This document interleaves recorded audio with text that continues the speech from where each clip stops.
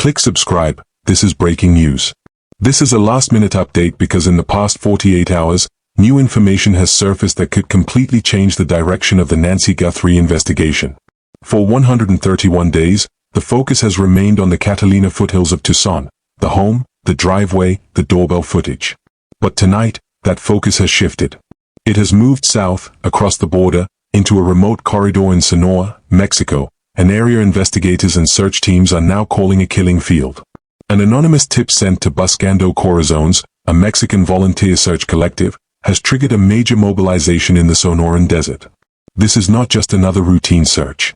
This may be the most significant lead since Nancy disappeared. And here's why. Buscando Corazones is not an amateur group.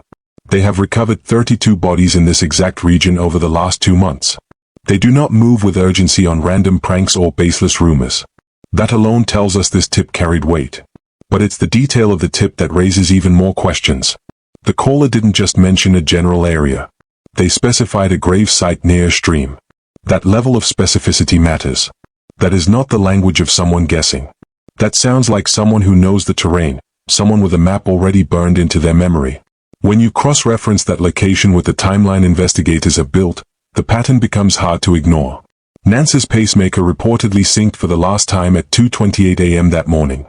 Investigators estimate a departure around 2:36 a.m., the same time frame a vehicle was reportedly seen heading south toward Interstate 19. That route leads directly toward the Mariposa port of entry. A straight shot. Not random. Not accidental. A calculated drive of just over an hour. The bigger question is no longer could Nancy have been taken across the border. The question now is, who knew the route? And who knew enough to stay silent for over 4 months? As veteran prosecutor Tad DiBiase recently pointed out, cases like this often break not because of reward money, but because someone carrying the truth can no longer carry the burden. That's what makes this anonymous call so important. Because the person who made it may not be a witness. They may be much closer than that. The Mariposa corridor is not some isolated stretch of desert. It's a major commercial artery, a place where trucks move in and out constantly, even in the early morning hours. If someone wanted to move a person, or conceal evidence, it would be one of the easiest places to disappear. And now, investigators appear to be taking that possibility more seriously than ever. Sheriff Chris Nano's recent statement was carefully worded. He said Mexican authorities had not contacted them yet. That word matters. It suggests the border theory is no longer being dismissed. 4 months, officials maintained there was no evidence Nancy crossed into Mexico. But no evidence is not the same as no indication. And the indications have been there from the start. The pacemaker timeline. The southbound vehicle. The border proximity. Now, this anonymous tip may be the first physical breadcrumb pointing investigators toward the right map. Buscando Corazones has already searched once. They found nothing. But that doesn't mean the tip was false. It may simply mean the grave is deeper, or hidden better than expected. And one detail keeps standing out, the stream. In the Sonoran Desert, water changes everything. It shifts soil, creates concealment points, and alters the landscape. Anyone mentioning that landmark likely stood there before. So now the question becomes, why now? Why 132 days later? What changed? Did someone's conscience finally crack? Did alliances break apart? Did law enforcement pressure get too close? Or is this someone trying to protect themselves before someone else talks first? Because if the caller knows where to search, they may know who drove that car. And if they know who drove that car, this case may be closer to breaking than it has been in 4 months. Stay tuned. We're just beginning to pull at the thread. We're looking at Buscando Corazones, a volunteer search group operating in one of the most dangerous cartel-influenced regions in the world. Their work isn't about finding lost hikers, it's about uncovering clandestine graves. Between April and May alone, in the Mariposa corridor, they recovered the remains of 32 people. When a team with that kind of experience acts quickly on a tip, it signals that the information may carry weight. But this case is no longer just about geography, it's about people, connections, and silence. While the public sees missing person posters and emotional pleas, investigators see relationships, timelines, and networks. They are tracing who was connected to Nancy on February 1st and who may now hold information surfacing months later. The Guthrie family's commitment remains unwavering. They have offered a $1 million reward for credible information leading to Nancy's recovery, in addition to the FBI's existing reward. But seasoned investigators know that money alone rarely cracks a case. Often, the truth surfaces when someone's conscience becomes too heavy or when loyalty among those involved begins to break. Authorities continue to urge anyone with information, no matter how small, to come forward. Every tip matters. Even when a lead ends in nothing, it helps narrow the field and remove uncertainty. In investigations like this, eliminating the wrong path is often what points investigators toward the right one. What makes the Mariposa lead significant is its specificity. This is not just an anonymous claim, it included a precise landmark, a grave near a stream. In terrain as vast and unforgiving as the Sonoran Desert, that level of detail suggests familiarity. It is the kind of information that usually comes from proximity, not speculation. If evidence is eventually recovered in that area, the investigation changes immediately. A missing persons case can become a confirmed homicide investigation, bringing stronger legal tools, greater urgency, and a sharper focus on potential suspects. That raises the most unsettling question: how did the caller know? There are only a few possibilities: direct involvement, second-hand knowledge from someone involved, or a fracture within a criminal circle where someone is now trying to reduce their own exposure. Law enforcement appears to be taking the Mexico angle seriously. While official cross-border coordination remains complex, both local authorities and federal agencies are monitoring the developments closely. The Mariposa crossing, located about 70 miles south of Nancy's Tucson home, remains one of the most plausible routes if she was moved across the border. Right now, several developments remain active: continued search operations by Buscando Corazones, increased security oversight from Sonora state officials, and investigators reviewing thousands of leads to see if any align with the anonymous tip. As of mid-June 2026, Nancy Guthrie has still not been found. The Mexico search did not provide the answers many hoped for, but it served an important purpose. It cleared one possibility. In criminal investigations, a negative result is still evidence. It narrows the map, strengthens the timeline, and sharpens the search for truth. The case remains open, active, and unresolved, and the truth, no matter how deeply buried, has a way of surfacing. The forensic work continues. While the public waits for a major breakthrough, investigators at the Pima County Sheriff's Department and the Federal Bureau of Investigation are carrying out the slow, painstaking work that often determines the outcome of cases like this. Witnesses are being re-interviewed, DNA samples are being re-examined, and digital traces left behind by the masked figure captured on the Nest doorbell that February night are being analyzed in detail.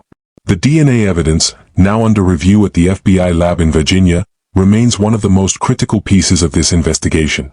Unlike testimony or rumor, DNA cannot be manipulated or denied. Whether it identifies a suspect directly or opens a new line of inquiry, it may ultimately become the benchmark that defines this case. But behind every timeline, map, and forensic update is a human life. Nancy Guthrie was more than the center of an investigation.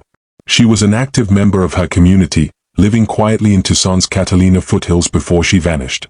For Savannah Guthrie and her family, these past 4 months have been marked by uncertainty, grief, and unanswered questions.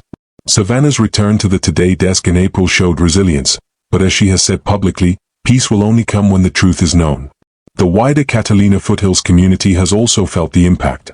The recent arrest of individuals attempting to livestream near Nancy's home highlights the darker side of high-profile investigations, where public attention can become interference, complicating the work of investigators.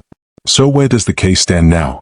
The investigation remains active, with local and federal agencies focused on digital records, phone data, and forensic evidence. The family's $1 million reward, combined with the FBI's $50,000 offer, remains open for anyone with credible information. At this stage, the search is shifting inward, toward data, patterns, and hidden connections. The truth may not be buried in the desert. It may be hidden in the final seconds before the doorbell camera was disconnected, in the gap between Nancy's last pacemaker transmission, or in the silence of those who may know more than they have revealed. Since Nancy disappeared on January 31, 2026, investigators have pieced together a timeline that suggests a deliberate and carefully planned abduction. Blood was found near her doorway.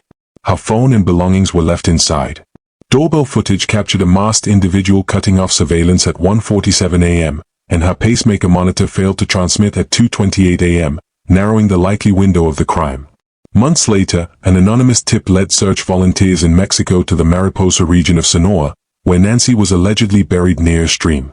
Multiple searches by Buscando Corazones produced no results, but the lead reinforced the possibility that this case may have crossed international borders. The investigation has not been without criticism. Questions have been raised about crime scene management, evidence delays, and the time it took for critical forensic samples to reach the FBI lab. Yet despite these setbacks, authorities continue to press forward.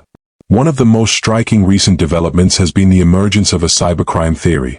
According to cybersecurity analysts, this abduction may fit the profile of what's known as a wrench attack by proxy, a form of physical coercion used to force access to digital assets. In this theory, Nancy herself may not have been the true target. Instead, investigators believe the intended leverage may have been aimed at her daughter, Savannah. This theory could explain several puzzling details: the Bitcoin ransom demands, the professional execution of the abduction, and the deliberate disabling of home security systems. It reframes the case not as a random kidnapping, but as a calculated operation tied to financial extortion. If that theory proves accurate, it changes everything. It would mean Nancy was chosen not because of who she was, but because of who she was connected to. For now, the case remains unsolved. No arrests. No confirmed proof of life. No definitive answers. But the investigation is far from over. Whether the breakthrough comes through DNA, digital forensics, or a witness finally speaking, one truth remains constant: Nancy Guthrie deserves to be found, and her family deserves answers. If you have any information, authorities urge you to come forward. Even the smallest detail could matter. Investigators are now tasked with determining if the extortion attempt, the $6 million Bitcoin demand, was successfully satisfied or if the perpetrators are still holding leverage. This digital lens also recontextualizes the DNA evidence collected at the home. If the abduction was a proxy attack, the DNA found at the scene, which authorities confirm belonged to someone other than the victim or those in her immediate circle, becomes the primary identifier for the technical operatives hired to carry out the rain wrench portion of the scheme. As we look at the current status, the investigation is operating on two parallel tracks. The physical track: the search collectives like Buscando Corazone's Nogales continue to scan the Sonoran Desert for physical markers. Their work, while physically exhausting and emotionally draining, remains a necessary component of the search for human remains. The digital track: agencies like the FBI and private security firms like Certica are tracing the financial breadcrumbs. This is a silent war of blockchain analysis and server logs, far removed from the desert floor. 4 months into this investigation, the narrative has evolved from a standard missing person inquiry to a complex study in modern extortion. The public's role remains constant: vigilance. The arrests of individuals like Alexander Zabel Jr., who were caught live-streaming from the residence, serve as a reminder that the case continues to attract fringe elements that complicate the work of law enforcement. However, the core of the case, the identity of the masked individual who entered that home on February 1st, remains the singular key to the entire mystery. Whether they are a disgruntled associate or a contracted proxy operative, they left behind DNA, they left behind digital footprints, and they left behind a trail of grief that has reached across international borders. The Nancy Guthrie case is far from closed, but with the wrench attack designation, we finally have the vocabulary to describe what happened. It is no longer just an abduction. It is a cold, calculated digital extortion that happened to take a human life as its currency. We will continue to follow the data as the FBI and local authorities move closer to identifying the individual responsible.